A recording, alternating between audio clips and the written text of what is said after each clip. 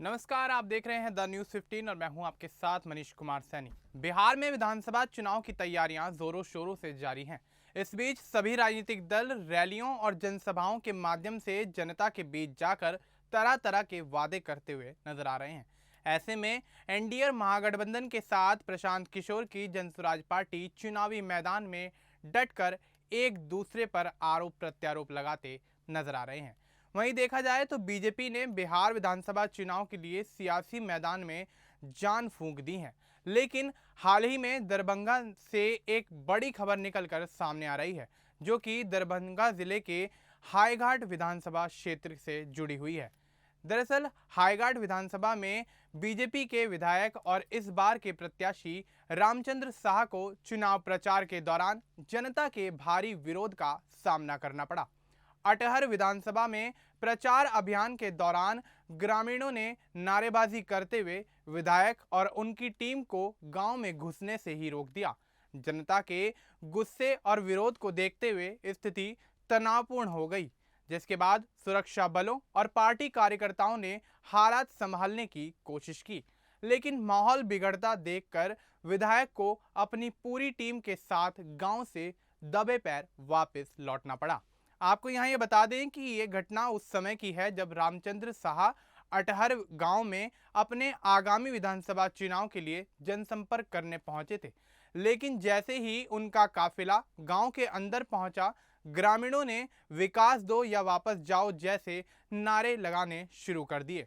कुछ ही देर में बड़ी संख्या में ग्रामीण इकट्ठा हो गए और विधायक के खिलाफ जमकर विरोध प्रदर्शन करने लगे।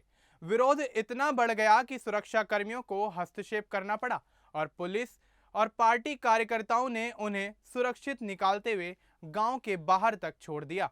ग्रामीणों का यह आरोप है कि पिछले 5 वर्षों में विधायक ने क्षेत्र के विकास के लिए कोई ठोस काम नहीं किया।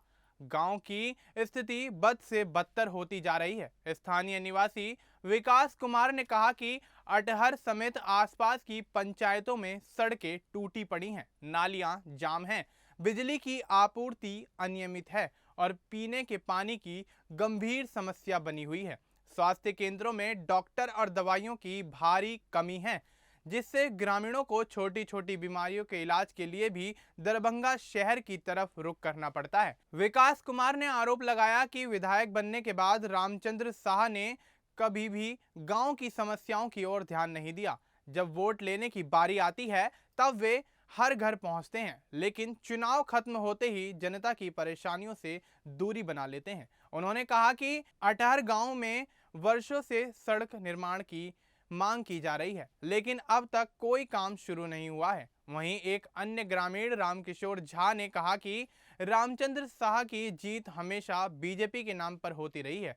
आगे रामचंद्र झा ने कहा कि लोग पार्टी को देखकर वोट देते हैं, व्यक्ति को नहीं। बीजेपी की लहर और पीएम मोदी के नाम पर उन्हें बार बार मौका मिला, लेकिन उन्होंने इस भरोसे को ही टूटने दिया।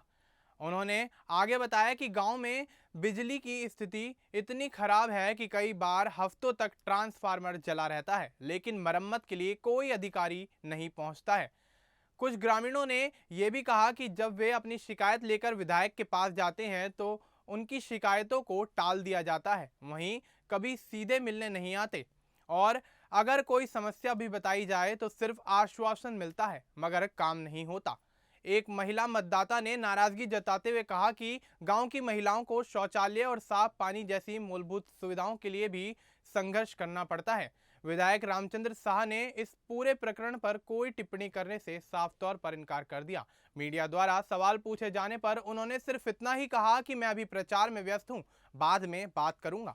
हालांकि पार्टी सूत्रों का कहना है कि बीजेपी इस घटना को लेकर गंभीर है और स्थानीय कार्यकर्ताओं से रिपोर्ट मांगी गई है। अब देखना यही होगा कि इस मामले को लेकर आगे किस तरह से भारतीय जनता पार्टी की तरफ से कार्रवाई की जाती है, क्योंकि जिस तरह से दरभंगा के अंदर बीजेपी प्रत्याशी को यहां भारी विरोध का सामना करना पड़ा और ग्रामीणों के गुस्से का सामना करना पड़ा, तो आने वाले समय में जब वोटिंग होगी तब इस सीट पर और दरभंगा से बीजेपी के प्रत्याशी को लेकर जनता का गुस्सा किस तरह फूटेगा, ये देखना भी लाजमी हो जाता है। फिलहाल इस रिपोर्ट में इतना ही। बाकी देश और दुनिया से जुड़ी तमाम जानकारी के लिए आप देखते रहिए द न्यूज़ 15।